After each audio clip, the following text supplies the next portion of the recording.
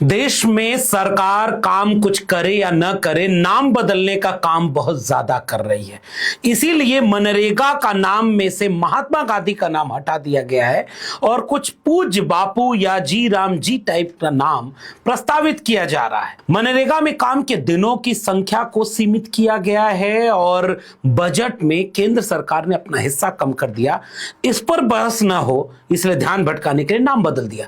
इसीलिए भारतीय जनता पार्टी दरअसल भटकाने का काम करती है। इस बात को अखिलेश यादव ने एक टीवी चैनल के इंटरव्यू में बड़े शानदार तरीके से कहा कि मैं जय श्री राम बोलूं या जय श्री कृष्ण बोलूं, बिकॉज ये बीजेपी और सपा के बीच में ये भी डिवाइड हो रहा है। बीजेपी केवल महापुरुषों को, भगवानों को नारे में रखती है, स्लोगन्स में, उनके न रास्ते पे चलती है। इसलिए जय समाजवाद, जय संविधान, जय भीम और बहुत सारे ऐसे हमारे पास नारे हैं, उनसे ही शुरू होना ज्यादा बेहतर रहेगा। अब आपने सुना वो क्लिप जिसमें एंकर पूछ रही हैं जय श्री राम बोले या जय श्री कृष्णा। कल्पना करिए कि एंकर को इस सवाल को फ्रेम करने में क्या करना पड़ रहा है। ये पत्रकारिता है।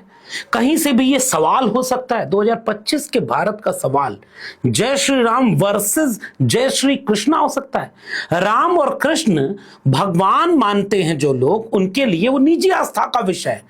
देश तो संविधान से चलता है ना। आस्था हमेशा से सबकी निजी रही है और हर व्यक्ति को एक दूसरे की आस्था का सम्मान करना चाहिए।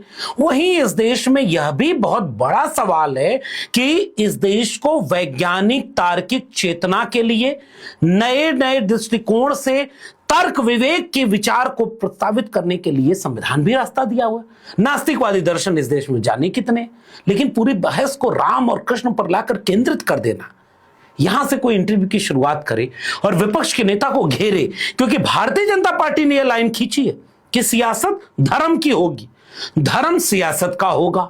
अब किसी की निजी आस्था नहीं रही। लेकिन अखिलेश यादव ने जिस तरह से बहुत ही संतुलित तरीके से, सधे हुए तरीके से कहा कि जय समाजवाद, जय भीम, जय संविधान, यह है विचार, और इसमें किसी को आपत्ति नहीं हो सकती, किसी धर्म वाले को नहीं हो सकती, किसी नास्तिक को नहीं हो सकती, क्योंकि इससे बड़ा कुछ है ही नहीं।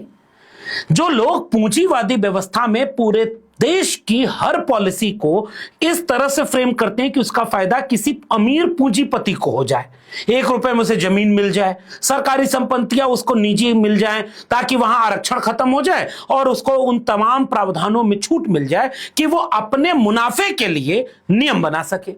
तो पूंजीवादी लोग समाजवादी संविधान और भारत को कैसे समझेंगे? और भारत का मूल विचार है समाजवाद, 100 से कम न 1000 से ज्यादा। मिटे गरीबी और अमीरी, मिटे चाकरी और मजबूरी, 2 बातें हैं मोटी मोटी, सबको इज्जत सबको रोटी। समाजवाद का यही तकाजा है ना, आखिरी व्यक्ति को मजबूती मिले।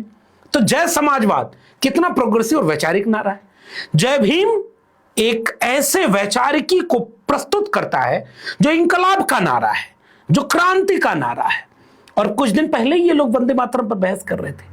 और जय संविधान से बड़ा क्या हो सकता है, जिस संविधान ने सबको समान बनाया, सबको न्याय का भरोसा दिया है, जिस संविधान ने देश को सबका देश बनाने का रास्ता दे दिया।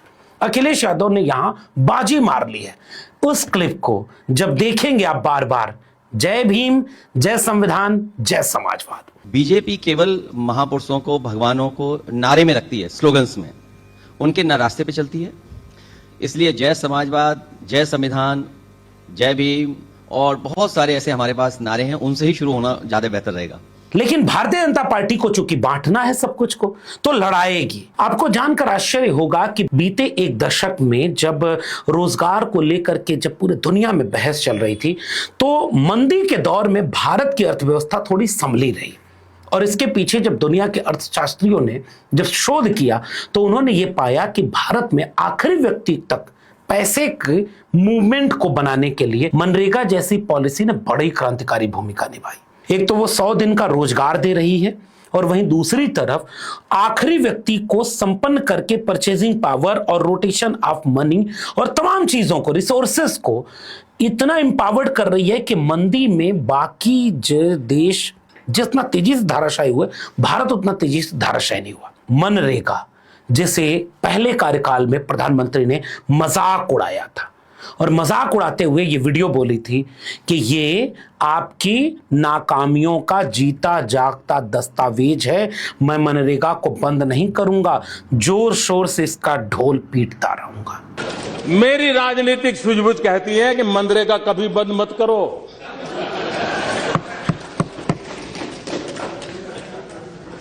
मैं ऐसी गलती नहीं कर सकता हूं क्योंकि मनरेगा आपकी विफलताओं का जीता जागता स्मारक है।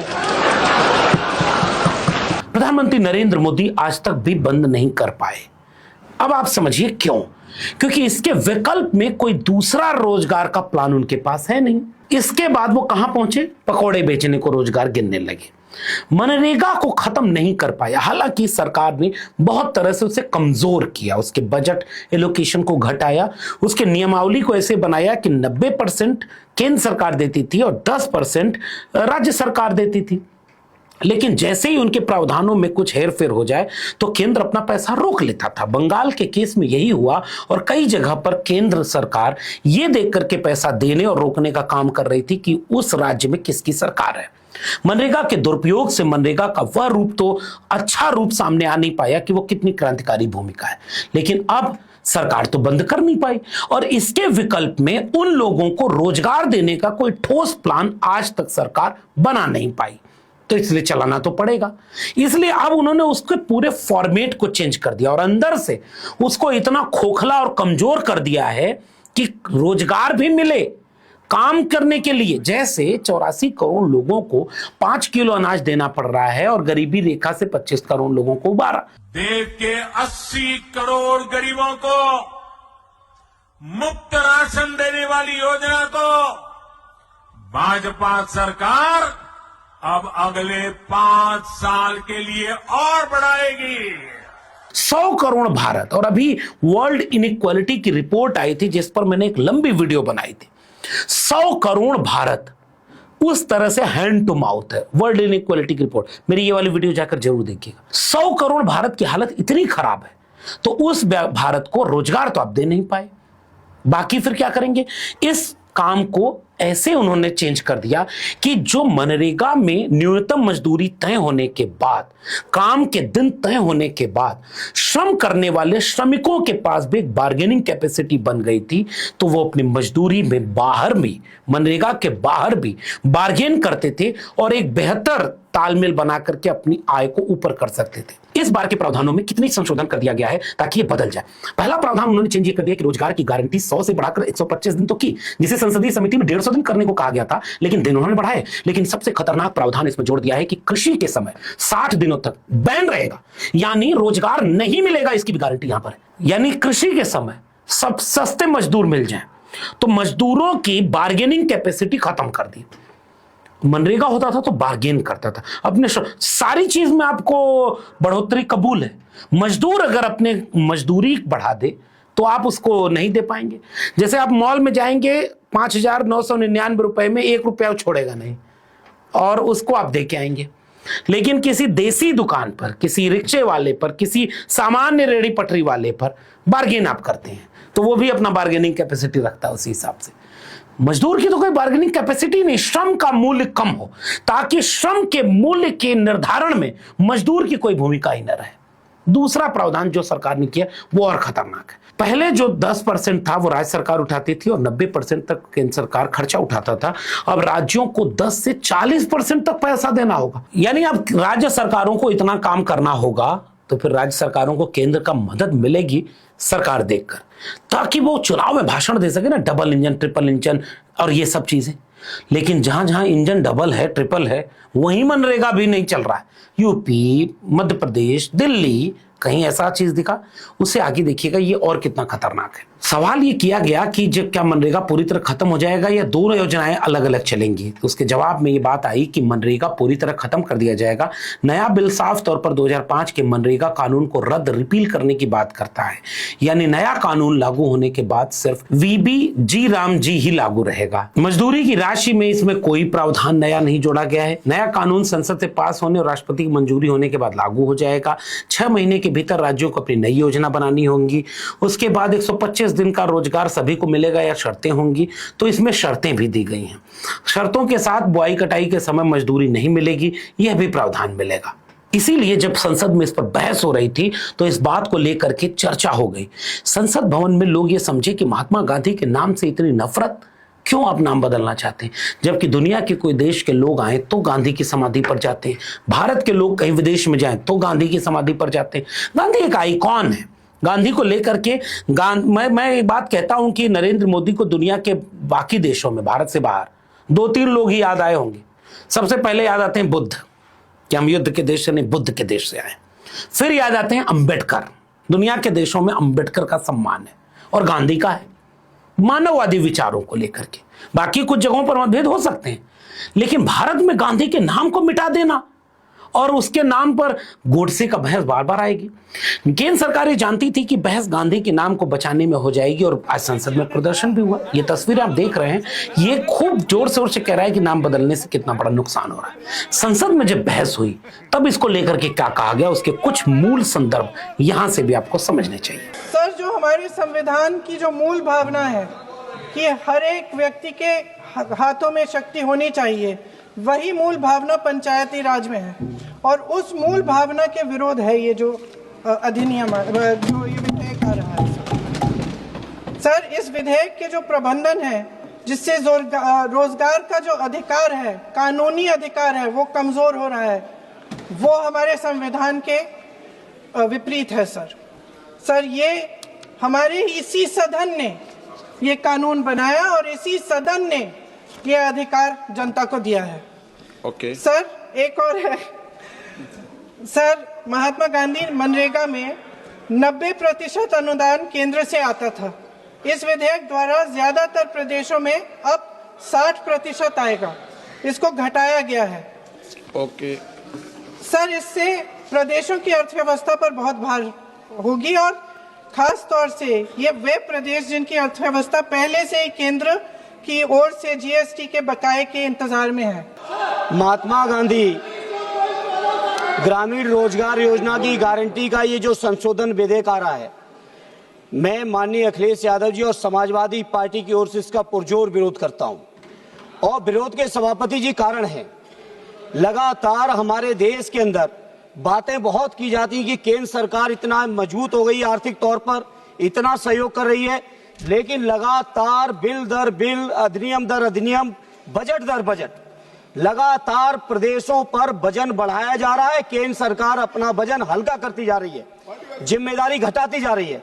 दूसरा सभापति जी, मैं आदरणीय राष्ट्रीय अध्यक्ष जी की ओर से और पार्टी की ओर से कहना चाहता हूं, इस देश का कोई भी व्यक्ति महात्मा गांधी जी का अपमान बर्दाश्त नहीं करेगा। मर्यादा पुरुषोत्तम भगवान श्री राम का पूरा देश सम्मान करता है, लेकिन गांधी जी ने भी आखिरी शब्द राम राम कह के गए थे, कम से कम हे राम कह के गए थे। कम से कम उस महात्मा गांधी जी का अपमान नहीं करिए, ये हमारी प्रार्थना है।